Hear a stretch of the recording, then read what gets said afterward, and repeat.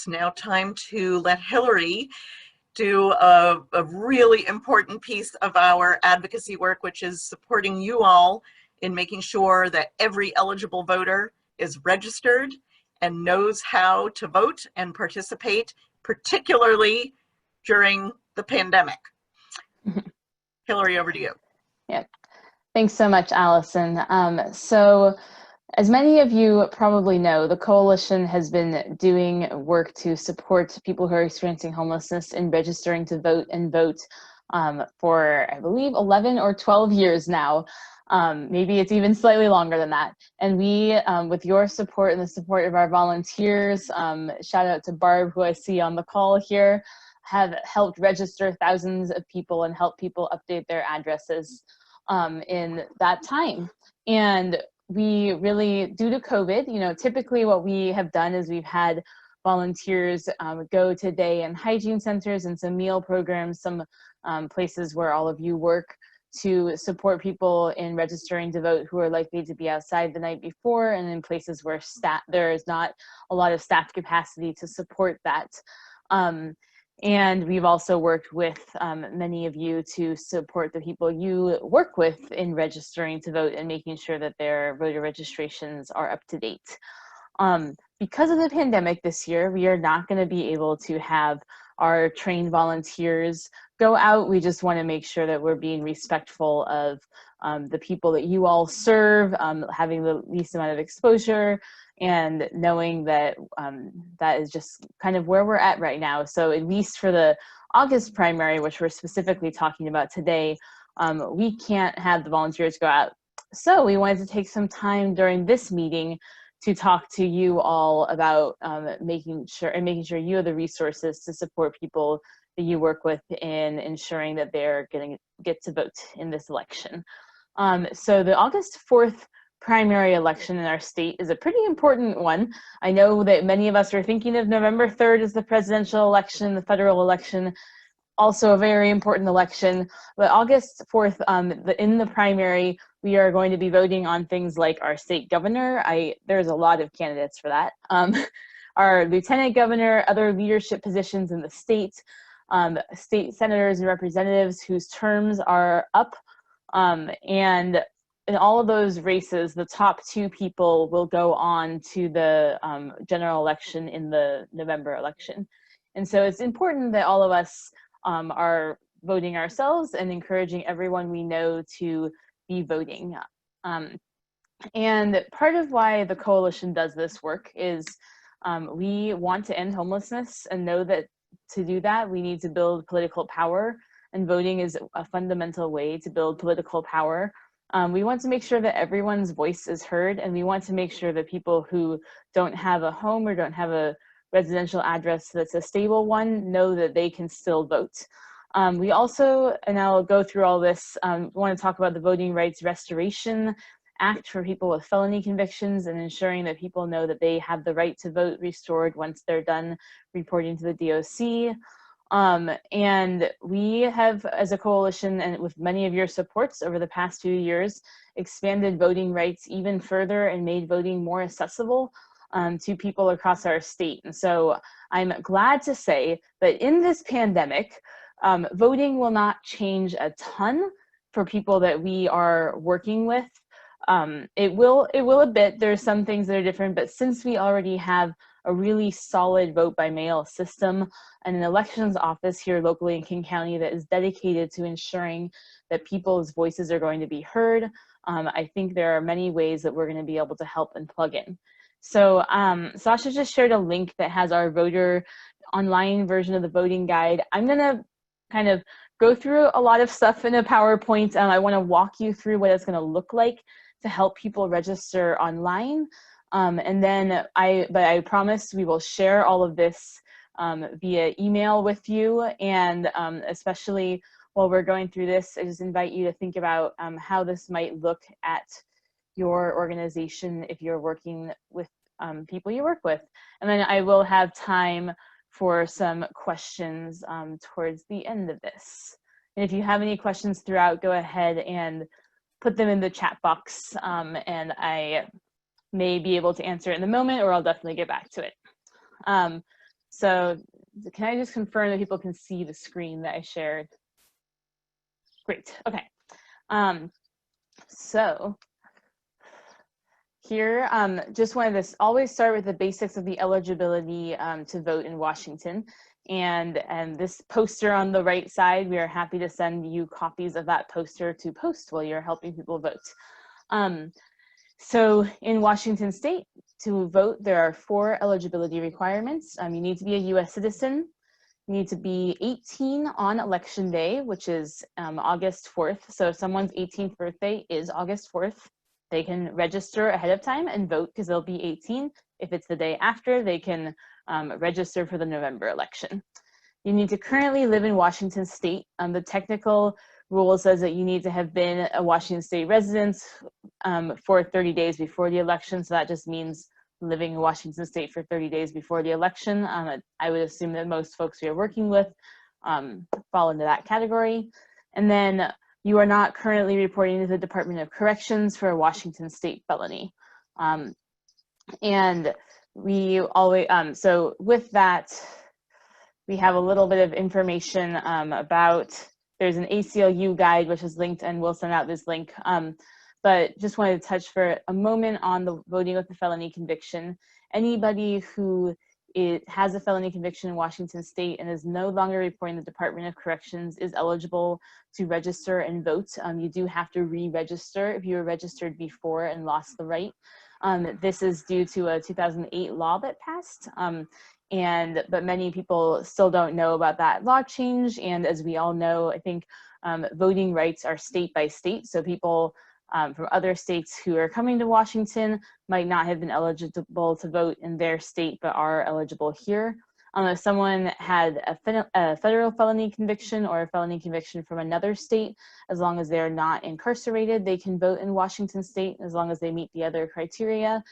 And then also if someone is in jail or if someone is awaiting trial for a felony conviction, they can still vote until someone has a felony conviction and is currently serving time for that or reporting to the DOC. Those are the only times when someone is not eligible to vote. I know many of you are trying to work to expand these rights even further with us during the legislative session, and there's still more advocacy around that. So especially if you work with a lot of folks who deal with felony convictions and being disenfranchised, we hope that you'll get involved in that advocacy with us. So we have our Tuesday, August 4th primary. There are going to be 3 ways that people can register to vote for this. One is online, and I'm going to walk through some screenshots of what that process looks like. For online, someone does need a valid Washington state issued ID, and that is to verify who they are. So I know that's we tend to have people register with paper forms when we go to do voter registration, because in the paper form, all you need is the last 4 of your social security. So I just want to say, I know that's a barrier for some folks. Unfortunately, that's how the online system is, but there's also the paper system. And for both online and paper registration, it has to be received by King County Elections by Monday, July 27th. The online, you can register up until 11:59 p.m. But then with paper registration, it needs to ensure that something is received by King County Elections in the mail. And so we encourage you, if you're going to help people register with a paper form, to send that in the mail a few days ahead so that you can get to King County Elections in time. There are also going to be 2 in-person vote centers, and they're going to be at CenturyLink Field in Seattle on August 1st, 3rd, and 4th, and I have a little more information about this. And then at King County Elections in Renton, and that's already happening right now. And so those are both places where if people need to go register in person for any reason, they can go to those places. You can also go there to request a new ballot. And those will be open until 8 p.m. on Election Day. And in the days between July 27th and Election Day, people can still go in person to register to vote. The reason you have to go in person is because you need to make sure that you're going to be able to get a ballot. But if you're working with folks after July 27th who need to register to vote, they can still do that at CenturyLink Field on the date, or in Renton on the dates that they're open. So I'm just going to walk you through what it looks like to register to vote online. And again, I will share these slides out with you because part of what you have to do is enter your ID. And I took some screenshots so that if you're taking this back to folks you work with, you can show them what the process will be like. And there's a couple links of also checking someone's registration status. I kind of like to say to people when I'm asking them if they're registered, if someone has not gotten a ballot that they remember in the past year, they should go ahead and register to vote again. So when you go to the link that we shared, and you'll get this all in the follow-up, this is what you'll see, an online voter registration, and you'll want to go ahead and hit the start button. And then somebody will be asked to answer these questions here. So these are the qualifications I talked about earlier. I'm a US citizen, at least 18 on election day, the name, the birth date. You need both the name and a birth date. Gender is optional. The options are male and female, and someone can leave that blank if that doesn't feel right to them. I know that's a limited options. And then identification is you enter the ID number of someone's Washington State ID, and then the issue date there. And then on the next, and it will stop you if some of the information is missing. So just know that. The next page is going to ask if someone's currently serving in the military or living outside the US, likely no. So you want to make sure that that is said how it is. And then this is asking for someone's email or phone number. They are optional, but the time that they'll use them is to contact someone if they have a question about their registration form. They're not going to be put into a database to be called about election campaigns. That is not what happens with this data. But we do suggest that people fill out one of those because we want to make sure folks can get their ballots. And so if there is a question, that's how the elections office will contact them. And then here we have the address section. And so what's going to happen is it's going to show here that someone needs to enter an address. And many of the folks that we work with are not going to have a traditional residential address to enter. That is okay. So in this online version, what you're going to want to do is hit non-standard address. And then what's going to pop up is having this option of a mailing address as well. So people need to put something in a residential address, either online or in a paper form, and I'll show you a paper form as well, that Mark can identify what area they live in, because that will decide their precinct for voting and who they're voting on, what issues they're voting on.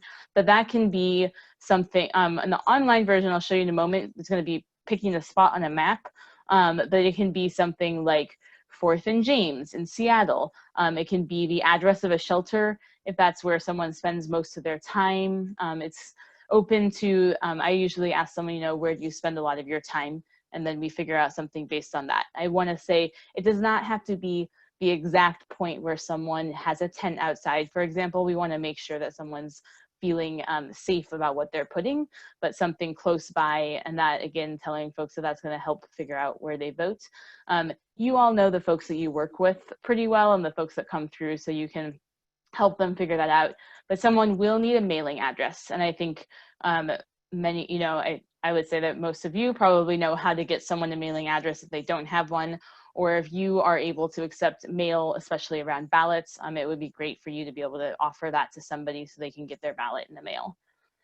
So for the non-standard address, once you click that box, this map is going to pop up and it's going to be really zoomed out, and you're going to want to help someone zoom in and find the spot that they're marking on a map. Again, it can be a shelter, a day center, cross streets near where they stay. And also you'll have to fill out the narrative box. So you can put an intersection, or you can say something like a park name or something. And then once that happens, it will take you to the next page, and all this information will be filled out. And then this is the final, and I know I'm kind of zooming through this, but I want to beware of time. This is the final part this is the declaration. And if you're helping someone fill this out either online or via paper, I suggest that you make sure you read the declaration to them just so they know what they're saying. And essentially it's saying that all of the criteria were true. And I did not hit next on this because I was not going to register myself to vote again in this method, but I think the next section would just be a final submit one. So then the other option of registering is registering with a paper form. This link, which we'll send out to you, is you can download paper forms and just print them on a normal piece of 8.5 by 11 printer paper and help someone fill it out. The forms are available in 23 languages and ballots are available in 5 languages in King County. And these must be received by 8 days prior to the election, so by the 27th to King County elections. You know, I'm gonna kind of skip over this mostly because these are the same types of things that we just talked about in the online version, but I've included this in the PowerPoint. We'll send it out, which says which information is needed and talks a little bit about filling out the residential address and cross streets. With the paper form especially, I would encourage filling out a phone or an email just in case there's a question. And then here somebody can enter the last 4 of their social security. In either of these, if anyone has any old information, they can share that if it's helpful. And then signing with the legal signature. And the reason that the ID is needed for the online one is because they'll use the signature on your state issued ID to compare to the signature on your ballot. And so since you don't, and for this, they'll compare the signature on this registration form to the signature on your ballot when someone votes. And then really quickly, voting in the election. So people should be getting their ballots in the next couple of days. They were mailed out yesterday. And there are 3 ways to return the ballots. You can use a ballot drop box, which are open until 8 p.m. on election day. And this link tells you where to find those drop boxes. Someone can mail in their ballot. No stamp is needed because we have prepaid postage. But you want to make sure that it's going to be postmarked by 5 p.m. on August 4th. I would encourage people to mail it at least a day earlier just to make sure it gets that postmark. And then going in person to a vote center. There's also information about getting a voter pamphlet, and you can call elections if you need a few copies of voter pamphlets. And then this here is our vote center information. Again, we'll send this out, but the Renton Vote Center is open weekdays through Election Day and then Saturday, August 1st as well. The one in downtown Seattle at CenturyLink Field will just be open on Saturday, August 1st, Monday, August 3rd, and Election Day, August 4th. I'm going to end that and then see what questions we have. And I know this is a lot of information. So let's see, my staff, was there any questions in the chat box that seemed like I need to answer them? Or does anyone have a question that they'd like answered? Hillary, somebody wanted to know whether or not it's possible to fill these forms out on a phone or a tablet. That's a good question. Yes, it is, as long as someone has a state ID. In fact, I tried doing this yesterday on my phone. I would say that you know, especially if you're helping someone fill it out, just being able to be close to them in a hopefully distance way to make sure that if they have any questions, you can let them know, but it is possible. And I would recommend, if you're going to be doing this, which we highly encourage you to help people register, looking again through the slides that we'll send out to see what those screenshots are so that you know what things people are going to use, and maybe even plugging in your own information just to get partway through to understand how that system is going to work for someone. And somebody asked an interesting question, which is, how long does it take to get a Washington state ID?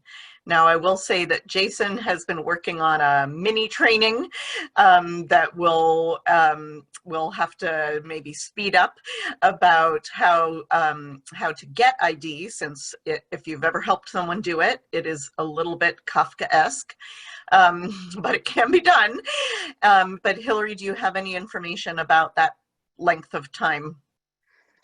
I don't for a Washington State ID, but I will tell you one thing I forgot to mention is that when someone registers to vote, they will get a voter ID card. It does not have a photo, but it does count as another form of government issued ID. For most of you on the phone probably know that often people need multiple forms of government issued ID. And so the voter registration card itself typically comes 4 to 6 weeks after someone registers. When we're registering right ahead of an election, of course, the elections are going to, officers are going to be focused on getting the ballots processed, counted in. So it might take a little bit longer to get that ID card, but it should come in the mail. And then I know we need to move to the next part of the agenda, but there's a question in the chat, which maybe you can answer, Hillary. And then what I will just say is, obviously, this is an incredibly important time for you all to be helping folks. The King County Elections staff at the 206-296-VOTE phone number are extremely responsive and helpful. And I would suggest that people contact King County Elections for general questions first, but we want you to contact us if you need help or if you have questions, particularly helping people experiencing homelessness register to vote. You can send an email to vote@homelessinfo.org. And if you're going to help people register, we might have some materials to help you do that. We really want to work with you to figure out how are we going to transition our voter registration and civic engagement work to take into account COVID-19, but not to slow down one tiny bit, given what is coming up in November and given the importance of people exercising the franchise.